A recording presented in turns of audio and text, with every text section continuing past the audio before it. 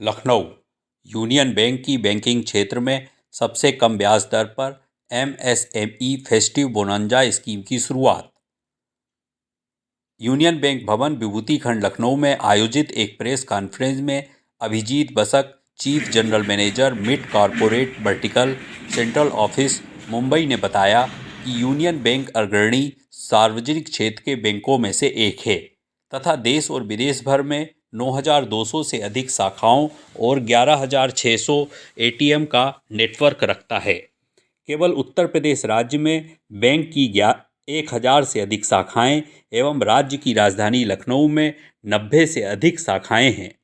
Bank के पास समाज के विभिन्न वर्गों के लिए एवं बड़े व्यापार घरानों की निजी व्यावसायिक आवश्यकताओं की पूर्ति हेतु अनेक प्रकार के बैंकिंग उत्पाद योजनाएं बहुत ही प्रतिस्पर्धी ब्याज दर पर उपलब्ध हैं। यूनियन बैंक अपने ग्राहकों के लिए बैंकिंग सेवाओं की पहुंच बढ़ाने हेतु अपनी सेवाओं के डिजिटलीकरण पर जोर दे रहा है। बैंक ने सरकारी स्वनिगरानी क्षेत्र को बढ़ावा देने हेतु विभिन्न नए एमएसएमई उत्पादों जैसे यूनियन सुविधा, यूनियन जीएसटी गेन, यूनियन संजीवनी, यूनियन आरोग्यम एवं अन्य को शुरू किया है। एमएसएमई क्षेत्र को विशेष प्रोत्साहन बल देने हेतु यूनियन बैंक ने एमएसएमई फेस्टिव बोनंजा स्कीम की शुरुआत की है, जो कि बैंकिंग क्षेत्र में सबसे कम ब्याज दरों पर उपलब्ध कराई जा रही है। भारतीय उद्योग संघ के साथ मिलकर यूनियन बैंक ने विशेष एमएसएमई ऋण कैंप एमएसएमई बोनंजा का आयोजन किया गया। इस दौरान विभिन्न ग्राहकों उधारकर्ताओं को लगभग 150 करोड़ के ऋणों की सैद्धांतिक मंजूरी, बहुत ही कम शुरुआती ब्याज दर 6.808 एवं रियायती सेवा दरों पर प्रदान की गई। प्रेस कॉन्फ्रेंस में GK. Sudhakar Rao, field general manager Lucknow zone, Santosh Kumar Shukla, regional head Lucknow region व अन्य ऑफिसर भी मौजूद थे। आरकेएम खबर से रामकृष्ण मिश्रा की रिपोर्ट। तो ये एमएसएमई सेक्टर को मैं ये कहना चाहता हूँ कि एमएसएमई अगर भारतवर्ष में देखा जाए तो MSME is the largest sector in terms of अगर जीडीपी के ग्रोथ को देखा जाए या जीडीपी में कितना एमएसएमई का भाग रहता है, तो आप देखेंगे 32% ऑफ एमएसएमई का भाग रहता है, जो कि अपना जीडीपी का मतलब अपना ग्रोथ में, इकोनॉमिक ग्रोथ में एमएसएमई का बहुत बड़ा योगदान है। और हम लोग कोविड में देख चुके हैं कि जब कोविड रहा है पिछले साल 2 साल अपने को बहुत भारी पड़ा है, तो उसमें MSME one of the sector जिसको बहुत इफेक्ट हुआ है। तो हम लोग चाहते हैं कि इस सेक्टर को दोबारा सजीव बनाएं, क्योंकि यही है जो कि सबसे ज़्यादा एम्प्लॉयमेंट भी देते हैं, तो ये एम्प्लॉयमेंट जनरेटिंग सेक्टर भी है। तो इसी क्रम में हम लोग चाहते हैं कि ये जो मेरा 31 दिसंबर 2021 तक जो अपना ये प्रोग्राम है, ये फेस्टिवल है, इसको बहुत ढंग से हम लोग करें। सबको विश्वास दिलाना चाहते हैं कि अपने जो यहाँ पे शाखाएं हैं और अपना जो यहाँ पे क्षेत्रीय कार्यालय हैं, फिर जो भी जोनल कार्यालय है, सब अपने को सपोर्ट करेंगे इस कार्यक्रम में और आप लोगों को बेहतर से बेहतरीन सेवाएं हम लोग देंगे। एमएसएमई का कोई भी एप्लीकेशन जो भी है, आप लोग हर तरह से जाके ब्रांच से डिस्कस कर सकते हैं। और आपके यहाँ पे स्ट्रक्चर इस तरह से है कि एमएसएमई के जो भी प्रोपोजल है उसको हम लोग गणना करते हैं, तो अपना यहाँ पे सरल हम लोग कहते हैं, सरल मतलब वहाँ पे सारा प्रोसेसिंग होता है। तो ये जितना भी प्रपोजल आएंगे तो ब्रांचेस से तो ये सारा सरल में प्रोसेस होके, मतलब इसको ज़्यादा टाइम भी नहीं लगेगा मतलब एक प्रपोजल प्रोसेस करने में। तो इस तरह की सेवाएं हम लोग प्रदान करेंगे यूनियन बैंक की तरफ से। हम लोग चाहते हैं कि इस प्रदेश में जितने भी एमएसएमई ये है वो सारे आए अपने पास, आप यूनियन बैंक के साथ जुड़ जाए और आपने सेवाएं बेहतरीन सेवाएं करें। अगर समझ लीजिए किसी का सिक्योरिटी कवरेज 100% है तो उसका एक ब्याज दर रहेंगे। अगर समझ लीजिए सिक्योरिटी 50 से 100 के प्रतिशत के इसमें रहेंगे तो उसका अलग सा ब्याज दर। लेकिन आप समझ लीजिए कि ये 6.8 से शुरू करके 7.1 तक 40 तक जाएंगे, इससे ज़्यादा नहीं। मतलब वो भी दो चीज़ होता है। आपको अगर मैं बताऊं तो एक तो होता है आपका सिक्योरिटी की कितना सिक्योरिटी कवरेज जा रहा है अपना, एक तो वो है। दूसरा चीज़ है कि अपना कुछ रेटिंग होता है, रिस्क रेटिंग होता है जिसको हम लोग कहते हैं कि हम लोग कुछ रेटिंग कहते हैं, तो उस रेटिंग के हिसाब से आप किस रेटिंग पे है। तो ये दोनों तरह से, लेकिन ये रेंज जो रहेंगे, जो अच्छा बॉरोवर है जिसका रेटिंग बहुत अच्छा है, कोलेटरल सिक्योरिटी अच्छा है, तो वो 6.8, उनको ये 6.8 भी मिल सकता है। अब थोड़ा सा अगर नीचे है तो उनको भी मिलेगा, अच्छे ब्याज दर मिलेंगे, हो सकता है उनको 6.9 या 7% पे मिले। तो इस तरह का ब्याज दर है। तो सर इसमें CGTMSE का कवरेज भी रहेगा या नहीं रहेगा? हाँ बिल्कुल रहेगा इसमें। तो आपको अगर देखा जाए तो दोनों तरह से फ़ायदा है। अगर समझो गारंटी पूरे मिल जाएंगे, CGTMSE का कवर मिल जाएंगे, और साथ में आपको ब्याज दर भी बहुत अच्छे ब्याज दर मिल जाएंगे। तो ये मेरे ख्याल से बहुत ही अच्छी स्कीम बैंक लेके आ रहे हैं, इंडियन बैंक ये पूरे इंडिया में लेके आ रहे हैं। तो ईस्ट प्रदेश, क्योंकि ये यूपी भी बहुत बड़ी जगह है, तो आई थिंक हम लोग ईस्ट प्रदेश में अच्छा है। तो सर ये रेट इंटरेस्ट जो है रिड्यूसिंग रहेगा या फिक्स रहेगा? ये क्या, ये EBLR बोलते हैं हम लोग। तो EBLR जैसे जैसे चेंज घटेंगे बढ़ेंगे तो वो उसमें उस हिसाब से वो फ्लेक्सिबल रहेंगे। ऐसा नहीं कि वो एक बार आप ले लिए तो फिक्स हो जाएगा। सर जो कस्टमर आपके पास ऑलरेडी है और जो कस्टमर आने वाले हैं, जो नए ज्वाइन होंगे, क्या उनके लिए और जो नए होंगे उनके लिए कुछ अलग रहेगा या फिर सेम रहेगा? नहीं देखिए, अगर हम लोग कोई कस्टमर समझ लीजिए पहले से अपने यहाँ पे थे और वो निकल गए और अभी दूसरे बैंक के साथ अभी वो बैंकिंग कर रहे हैं, तो हम उसको टेक ओवर करें कि उसको हम लोग वहाँ से ले लेंगे। तो उसके लिए जो है सिक्योरिटी कवरेज अलग है।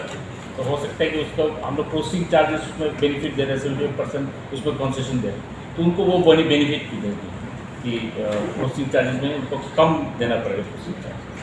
ये सर जो MSME जो पैंडेमिक की वजह से जो प्रॉब्लम्स हुई, जो भी इसमें सारे सेक्टर्स में रही, MSME में भी हुई, कितने लोन्स को आपने रिस्ट्रक्चर किया है due to pandemic, following the pandemic all India में? Rough idea. हाँ, ऑल इंडिया में अगर देखा जाए तो अभी मेरे पास फिगर वैसा नहीं है, लेकिन मतलब अच्छा हम लोग रिस्ट्रक्चरिंग किए थे पिछले साल भी। हम लोग जब देखे थे, देखिए रिस्ट्रक्चरिंग में क्या है, जो क्योंकि ये सब छोटे छोटे बॉरोवर हैं। अगर आप देखेंगे MSME में जो बड़े बॉरोवर हैं वो कभी भी रिस्ट्रक्चर नहीं मांगे, क्योंकि उनका फैक्ट्री चल रहा था, उनका काम काज चल रहा था। लेकिन जो एकदम बिल्कुल स्मॉल बिजनेस है, इस तरह का है, उनका काम इफेक्ट हुआ था। उनको हम लोग हाथ पकड़े थे उस समय कि हम लोग मतलब हम लोग ड्राइव चलाए थे पिछले साल। मेरे को याद है कुछ मेरे साथी यहाँ पे हैं जो उनको मालूम है कि हम लोग इस तरह उस समय ड्राइव चलाए थे कि रिस्ट्रक्चरिंग किया जाए सारा। गवर्नमेंट ऑफ इंडिया RBI का भी डायरेक्शन था, तो उस हिसाब से हम लोग किए थे, लेकिन एग्जैक्ट फिगर मेरे पास अभी नहीं है। कितना MSME में कितना आउटस्टैंडिंग है सर अभी टोटल? क्या इंडियन बैंक का भी रफली 1,20,000 के आसपास। हाँ 1,20,000 के आसपास, 1,20,000। 1,20,000।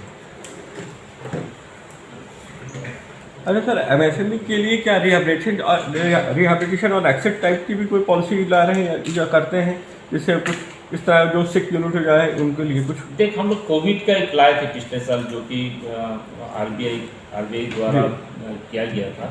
लेकिन अभी वो स्कीम 31 दिसंबर लास्ट ईयर, फिर उसको 31 मार्च लास्ट तक था। इसके बाद वो फिर उसको ख़त्म कर दिया गया। लेकिन क्या है कि नॉर्मल रिस्ट्रक्चरिंग प्रोसेस समझ लीजिए कोई जो है वो तो जो RBI के सर्कुलर है उसके हिसाब से हम लोग कर ही सकते हैं। ऐसा नहीं है कि हम लोग नहीं कर सकता। तो हम लोग भी देख रहे हैं कुछ जैसे कुछ बॉरोवर है जिनका स्ट्रेस बहुत ज़्यादा नहीं कर पा रहे हैं, तो हम लोग उसमें रिस्ट्रक्चरिंग भी किए हैं। ऐसा नहीं है कि लेकिन इसमें क्या है कि अगर आप रिस्ट्रक्चरिंग करेंगे तो पहले वो LC होगा, इसके बाद फिर कुछ दिन बाद अपना जब वो अपना फिर अपने ढंग से बिजनेस कर रहेंगे, फिर वो फिर बाहर निकल जाएंगे उनकी से। तो हम लोग उस तरह की सहायता कर रहे हैं। अच्छा सर, क्या क्रेडिट डिफॉल्ट स्वेप का भी कुछ फायदा मिल सकता है MSME को? क्या चीज़ का? Credit default swap. Credit default swap, इस पर उस तक देखिए, ये जितना भी आप स्कीम देखेंगे अल्टीमेटली अगर कहीं है तो उससे हम अगर ले रहे हैं तो वो कहीं ना कहीं हम उसका रिस्क को कवर करें। तो वो आप समझ सकते हो, आप लोग क्रेडिट डिफॉल्ट सॉल्व अदरवाइज कर रहे हैं, लेकिन वो हो सकता है डायरेक्ट जिस तरह से आप बोल रहे हो उस तरह से नहीं कर रहे, लेकिन वो कर रहे हैं। ऑल इंडिया में करीब कितना टारगेट रखा है आपने 31 दिसंबर तक? देखिए हम लोग रखे हैं 5,000 करोड़ का डिसबर्समेंट करने के लिए रखे हैं कि स्कीम में। अरे सर एनपीए के टोटल कितना होगा एमएसएमई के इस वक्त? एनपीए अगर यूनियन बैंक का पकड़ेंगे तो एमएसएमई में कुछ ज़्यादा है, अराउंड 16-17% का 12 है। तो एनपीए कुछ ज़्यादा है क्योंकि आपको मालूम होगा कि Covid time was very bad for us. तो उस समय का जो कोविड के रिलेटेड जो भी एनपीए हुआ होगा वो ही हुआ होगा।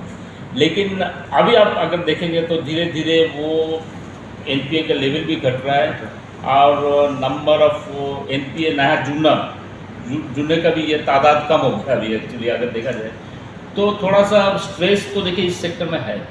ऐसा नहीं है कि एमएसएमई में स्ट्रेस नहीं है, बिकॉज ऑफ फैक्ट कि देखिए हम लोग बड़े वाले को सोच रहे हैं लेकिन जो छोटे वाले हैं उनको तो स्ट्रेस लगता ही है क्योंकि बिजनेस नहीं हो रहा है या कभी कभी अभी जैसा बड़े वाले तो निकल जाएंगे क्योंकि उनका वेंडर समझ लीजिए, सप्लायर समझ लीजिए, सारा चीज़ उनका लाइन अप है।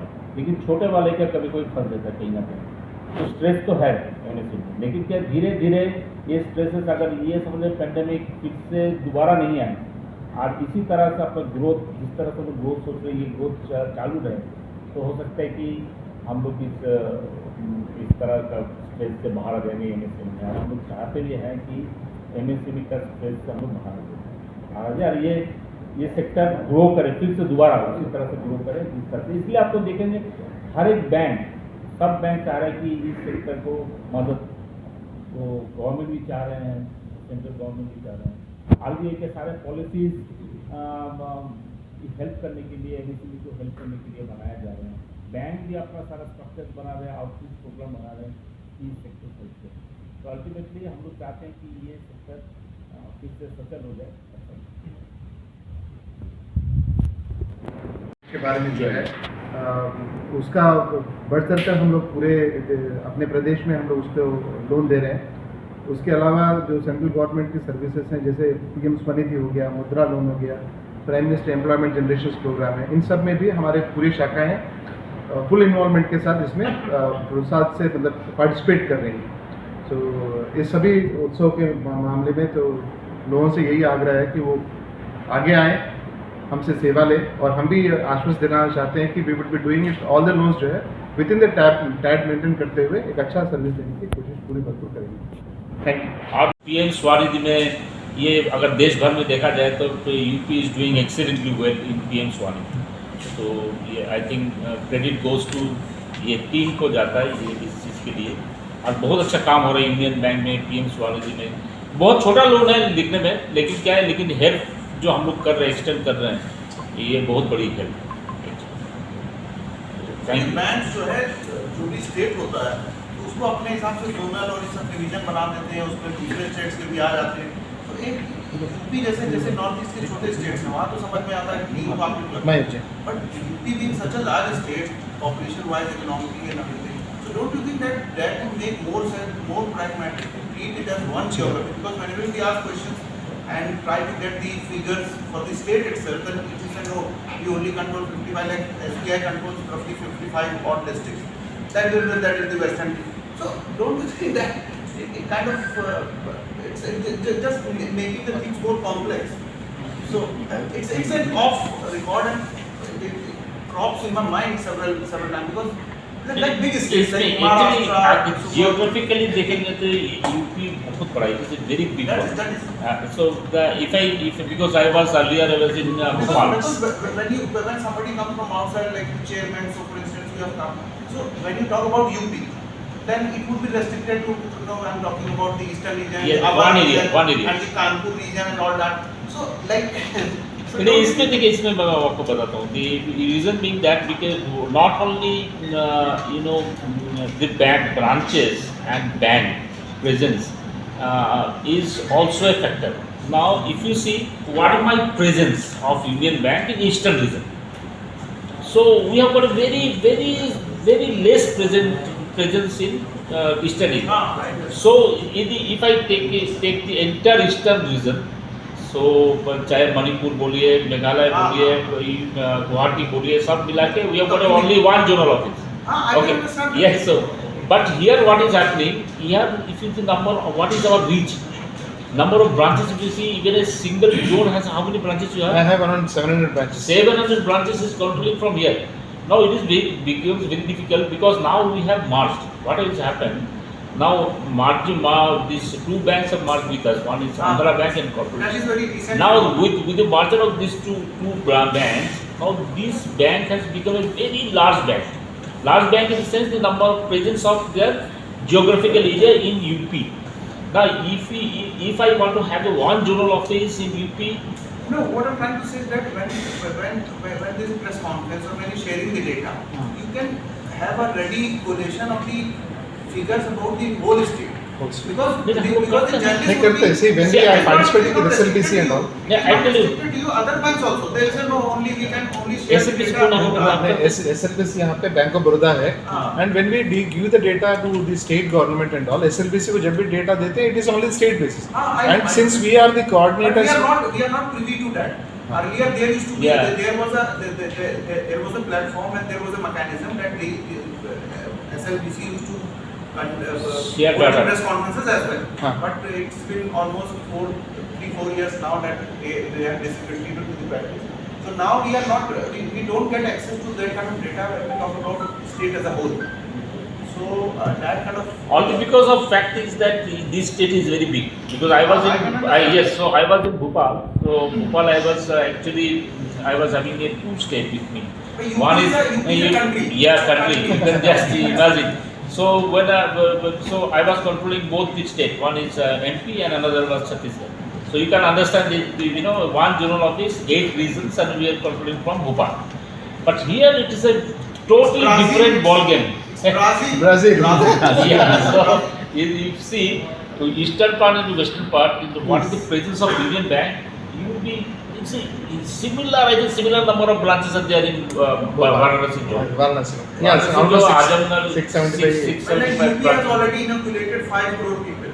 50 Yeah, million. yeah. And just imagine European Yeah, country. yeah. All put together would be for not maybe less than 5 crore. So we are only interested in getting the statewide figures. That's true. That is that.